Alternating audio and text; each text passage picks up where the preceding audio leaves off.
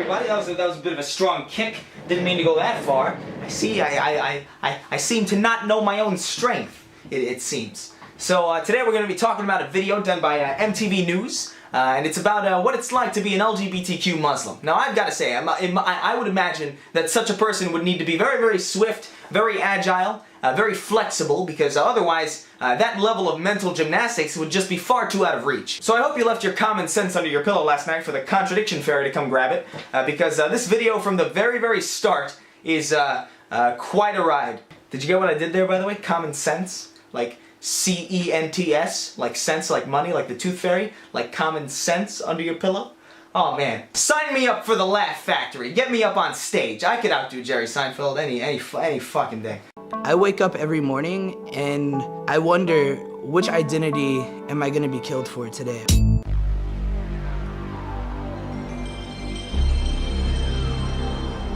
Okay, there's a lot to unpack in that very first statement there, but let's acknowledge the enormous elephant in the room, and that elephant being the fact that LGBTQ Muslim is an oxymoron. I mean, the Muslim religion is pretty damn clear about how it believes gay people should be treated. When a man mounts another man, the throne of God shakes. Kill the one that is doing it, and also kill the one that it is being done to. If a man who is not married is seized committing sodomy, he will be stoned to death. Now we see this attitude carried out and acted upon in several Muslim nations. Gay people are thrown off rooftops for no reason other than, hey, you know what? He's gay. The book says to kill him.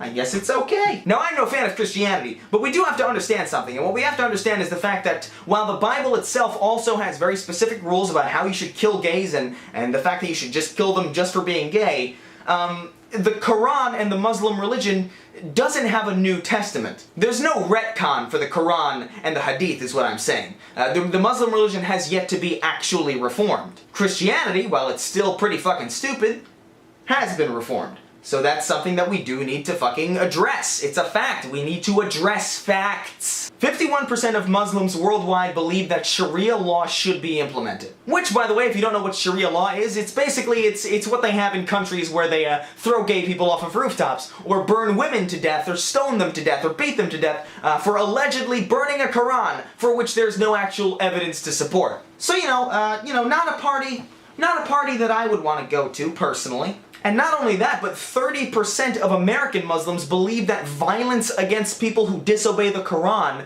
is legitimate. Like, yeah, that's totally justified. They didn't abide by my religion. Therefore, violence is absolutely okay. Now, I want to be fucking crystal clear about this, right? Not every Muslim is gonna go out and take Neil Patrick Harris and throw him off a rooftop. Not every Muslim is gonna go out and burn a woman for burning a book. But we need to acknowledge that it's not a fringe minority that believes that it's justified to do so. If 51% of your friends said, you know what, gay people are stupid, I'm totally in favor of killing faggots. Because a book told me to do it. Hell yeah. You know, call it a hunch, call it a guess, call it mother's intuition. But I'd imagine that they wouldn't be your friend for too much longer. There's a reason why people can make fun of the Pope all goddamn day without fear, but even the simplest drawing of Muhammad prompts terrorist attacks and massacres, like the one we saw at Charlie Hebdo. One faith has evolved out of its barbarism and into dormant arrogance, and the other has not. It's not about the people, it's not about the skin color of the people, and I have to say that because I know some people will try to make it out like it is. It's about the flaws of the text and the ideology itself. So at this point, if you're the kind of person who's typing Islamophobia in the comments, do me a favor, go change your diaper and come back to me when you're no longer a fucking troglodyte. Oh shit, we were watching a video, weren't we? Oh shit, that's right, sorry. That was the only serious part of this video, the rest is gonna be good times. Let the good times roll. I'm making it rain with the good times. You have Donald Trump tweeting, LGBT people, I'm here to protect you. But at the same time, he also says in the same tweet, we're gonna protect you from the people trying to kill you.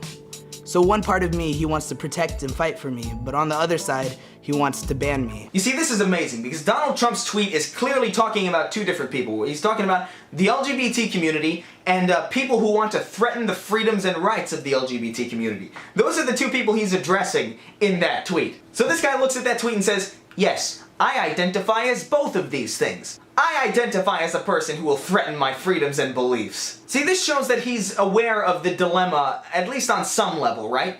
Dude, you're part of a religion that wants you to die. Of course people are gonna say things that don't make sense to you. Your entire identity is inherently broken.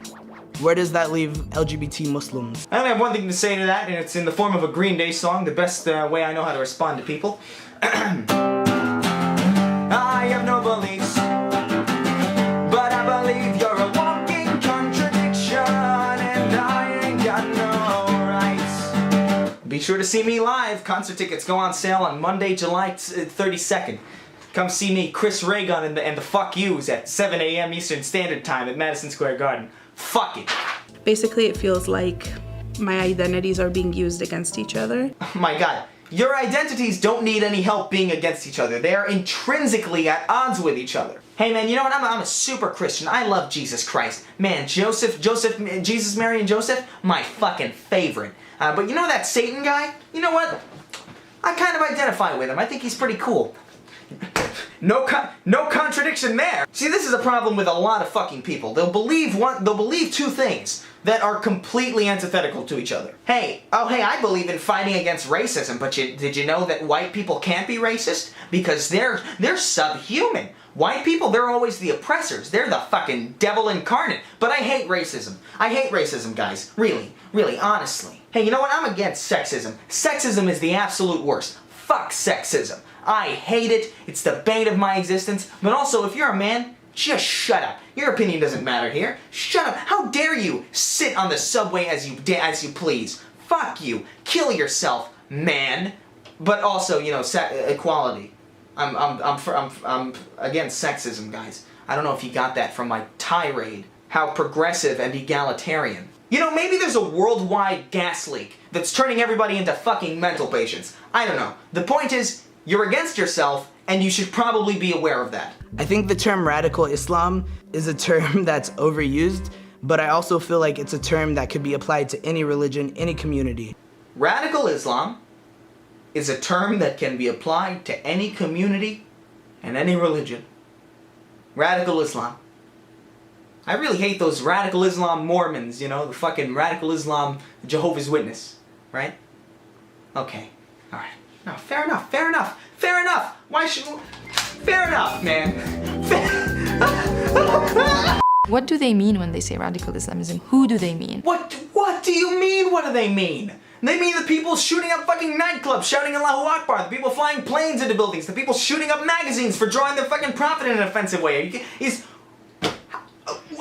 What? My goodness, radical. Radical is the key word here. Radical's the key word here. They're not after Kevin at the fucking gas station. They're not after Aziz at the office. You can't not know what it means. You just can't. They're using this term to kind of comfort people in America that, look, we know what it is. It's radical Islamism and we need to kill it and we need to survey them and we need to deport them. Kill, survey, and deport. All right, let's talk about this for a second. Because clearly they're not talking about moderate Muslims who might simply not like gays. They're not talking about millennial Muslims who identify as Muslim despite not believing a fucking modicum of it. They're talking about radical Islam. Should we kill radical Islamists? Well, if somebody's guilty of a radical Islamist crime, chances are they've probably killed themselves already, so, I mean, it's neither here nor there. Should we survey radical Islamists? Well, apparently we do, but apparently it doesn't really help all that much, so who the fuck cares? The guy who shot up Orlando was on a terrorist watch list multiple times, was he not? And he was still able to do it, so fuck it. Just, surveys don't matter, I guess. Deport. Should we deport radical Islamists? Obviously! Who would argue otherwise? Hey Dave, I found this video of you pledging your allegiance to ISIS, and I understand you're currently shooting me in the chest. But you know, I just want to let you know I'm okay with it. I'm glad you have an extracurricular activity. You know, we all need hobbies. You know, I'm glad you found something that makes you happy. When people use radical Islam, it just feels like the boogeyman. Yeah, it's like the boogeyman. You know, if the boogeyman was real and had a shit ton of power in various nations throughout the world that you have the first world gift of never having to experience firsthand, yeah, in that way, it's kind of like the boogeyman. Being transgender in this day and time is rough, especially with everything going on, and being Muslim is also. But I wouldn't trade it for the world. If you wouldn't trade it for the world, chances are you're probably fucking okay. I love this image of like little Mukumbo in the African desert, just skin and bones, flies all over him, starving to death, just crumbling under the weight of his own consciousness, starving in the African desert, thinking, you know what? I wouldn't trade this for the world. It's a little hard not eating for weeks, and you know, the terrain is a little rough, but you know, I wouldn't trade this for the world. I promise you, anybody in a legitimately oppressive scenario would absolutely trade their situation for the world. Oh man, I have cancer, AIDS, no limbs, I'm blind, I'm deaf, my esophagus is being eaten by fucking alien termites. My parents abandoned me in the wilderness, left me for dead because I was too hideous to live in their opinion. But man, I wouldn't trade it for the world. Now, I believe you wouldn't want to trade your situation for the world because you got a pretty good situation. You might have an identity that not everybody has come around to yet, and I sympathize with that. But you know, you believe in a religion that's stupid, and you're being interviewed by MTV News in a first world country. You got it pretty good. You know, I'd really like to know if there's a gay man in Syria who thinks the same way you do. You know what? Like, oh, I'm constantly afraid that I might die because my religion dictates that I should die, so I'm going to hide my sexuality from everybody because I can't be honest with myself, because if I am, then I'll get put to death. I wonder if he's happy with his situation. I wonder if he wouldn't trade his situation for the world. Our love lives are really complex, and our family lives are really complex, and our relationship to religion is really complex. I mean, yeah, your relationship with your religion would have to be complex by definition. I don't know. I know I wouldn't want to live my life believing that I should die because I'm who I am. But you know what they say, different strokes for different folks, and these here folks might have had strokes. So anyway, that's all I got to say today. Thanks for watching. Thanks for sticking around this long. I know radical Islam videos aren't exactly the most entertaining, but I tried my best. If you want to follow me on various social media, it's in the description below, as well as links where you can buy stupid shirts that I make. So that's a thing. Hey, you see this? This is a pistol with a silencer on it. And I'm Hispanic. You know what that makes me? Makes me Puerto Rican.